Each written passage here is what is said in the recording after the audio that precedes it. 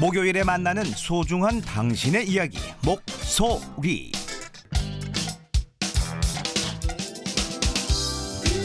네, 오늘은 여러분 어떤 목소리를 듣고 싶으신가요? 오늘 목소리의 주인공은 누굴까요?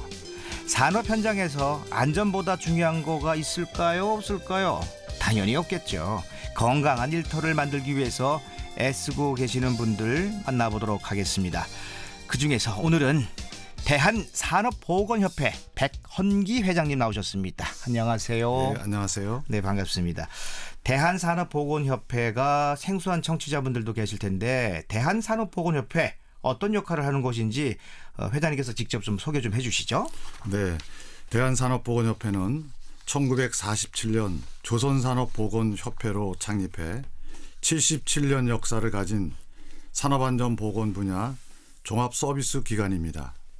경제발전 시대에 상대적으로 주문받지 못했던 산업 현장의 안전과 보건을 책임져 왔습니다.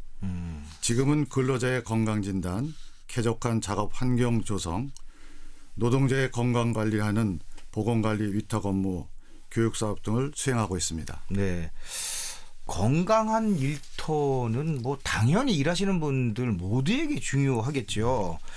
회장님도 사실 어떻게 보면은 이 보건협회가 일터지 않습니까? 네, 그렇죠. 어떻게 생각하십니까? 예, 건강한 일터는 단순히 안전한 작업 환경을 의미하는 것뿐만 아니라 네. 근로자가 신체적, 정신적으로 건강한 상태에서 일할 수 있는 환경을 뜻합니다. 이는 근로자의 행복뿐만 아니라 기업의 생산성과 사회 지속 가능성에도 큰 영향을 미칩니다. 그렇죠. 뭐 말씀해 주신 것처럼 건강한 일터가 또 건강하고 환경이 또 사람들이 다 같이 건강해야지 개인과 사회에 모두 중요한 영향을 미치는 것 같은데 네. 예를 들어서 좀 뭐 설명을 해 주실까요? 네. 세계적인 그러한 화학기업 두폰사는 전 세계적으로 안전관리의 모범 사례로 많이 거론되고 있습니다. 네. 그중에서도 당시 두폰사 사장은 공장 한가운데 가족과 함께 생활하는 사옥을 지었습니다. 두폰사는 화학기업인 만큼 폭발 사고가 빈번했습니다. 공장이 불이 타고 설비는 못 쓰게 되었습니다. 뿐만 아니라 그로 인한 근로자가 다치거나 목숨을 잃었습니다. 당시 사장과 그의 가족이 공장과 가까이 생활하면 직원들이 안전보건을 최우선으로 생각하게 될 거라고 믿었습니다. 네. 여러분이 안전하게 일하지 않으면 우리 가족도 안전하지 않습니다. 근로자들이 안심하고 일할 수 있는 환경을 만들어야만 생산성이 높아집니다. 라는 생각으로 회사는 안전보건이 비용이라 생각하지 않고 네. 투자하기 시작했습니다. 저는 이게 안전보건 경영의 핵심이라고 봅니다. 그렇죠. 식당에서도 여기에 나오는 모든 음식은 우리 아이들도 안전하게 먹을 수 있습니다. 우리는 뭐 아이들이 못 먹으면 내놓지는 않습니다. 이런 것처럼 네. 가족으로 우선 생각을 하게 된다면 더 안전을 생각할 수밖에 없겠죠. 그렇죠. 기업이라고 하면 이익을 추구하기 마련인데 안전보건과 경영이라는 단어가 같이 있으니까 좀 생소하기는 해요. 네. 어떻게 보십니까? 네, 제가 그 안전보건공단 이사장으로 일할 때 네. 몇 달간 산업재해 발생한 사업장들을 직접 돌아다녔습니다. 저는 항상 사업장 대표에게 안전이 곧 생산성이라는 말을 했습니다. 안전하지 않으면 결코 높은 생산성을 기대할 수 없습니다. 직원이 다치거나 사고가 발생하면 그로 인한 경제적 손실뿐만 아니라 사람의 생명과 행복을 모두 잃게 됩니다. 그래서 안전은 우리가 할 수 있는 최선의 투자이자 생각입니다.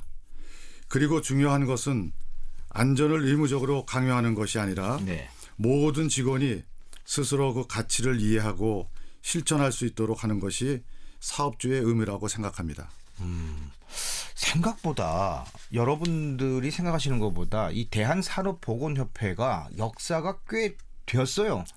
그만큼 우리나라 그 산업 경제도 굉장히 이제 눈부신 발전을 했지만 거기에 함께 간 역사예요. 77년 역사를 가졌다면은 뭐 우리나라 역사와 같이 처음부터 같이 시작했다고 봐도 뭐 무방할 정도네요. 그렇죠? 네. 네. 자, 이 국내 기업들 같은 경우는 이 안전보건 사실 또 경영이라는 두 마리 토끼를 제대로 잡고 있는지 거기에 대해서도 지금 감시적인 또 역할도 하셔야 되겠어요. 요 몇 년 사이에서도 이 뭐 건설회사들이나 뭐 이런 뭐 여러 가지 문제가 좀 있었잖아요. 근데 그런 부분에 대해서도 좀 현재 현장 상황은 어떤지 좀 궁금합니다. 예, 일부 기업들은 여전히 안전 보건을 경영의 우선순위로 두지 않고 있는 경우가 있습니다. 특히 중소기업이나 하청업체에서는 안전에 대한 투자가 부족한 경우가 여전히 존재합니다. 이러한 부분이 산업재해로 이어집니다. 하지만 다행히도 긍정적인 변화가 꾸준히 일어나고 있습니다. 중대재해처벌법과 같은 정부의 규제 강화와 ESG 경영 트렌드와 맞물려 안전보건이 단순한 선택이 아닌 그 필수적인 경영 전략의 일부로 자리 잡게 될 것입니다. 안전보건과 경영을 성공적으로 만들고 있는 이번에 이제 한국 기업 대표적인 사례가 있다면 이것도 한번 듣고 싶네요. 네, 그 4차 산업혁명 이후 기업은 AI, IoT를 활용한 기술 혁신을 통해 위험을 사전에 예방하고 직원들의 안전과 건강을 보장하는 기업들이 결국 장기적인 성장을 이끌어갈 것으로 기대됩니다.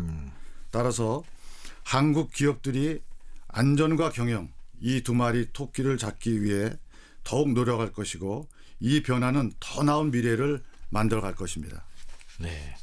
많은 기업들이 있는데 이제 일일이 이제 열고는 이제 자기가 좀 그렇죠, 그죠? 네.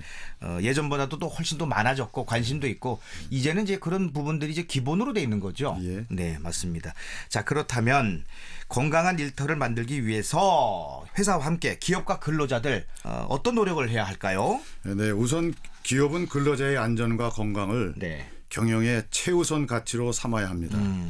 이를 위해 인력과 예산을 투입하여 예. 체계적인 안전보건 관리 시스템을 구축해야 합니다. 근로자는 또한 자신의 건강을 지키는 것은 물론 안전한 작업 환경을 만들기 위해 적극적으로 참여해야 합니다.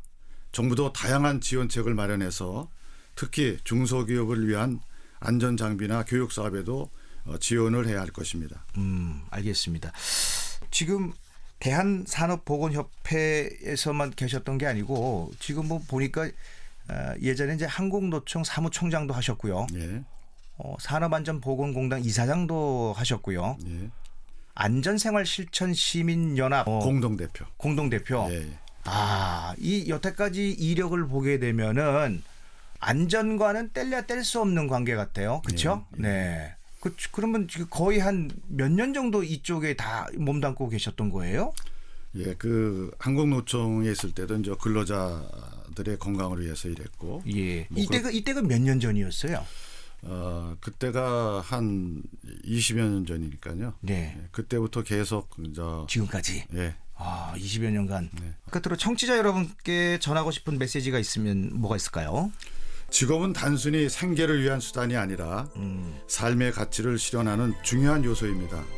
우리가 꿈과 희망을 가지고 도전할 수 있는 환경을 조성하기 위해서는 건강한 일터가 필수적입니다.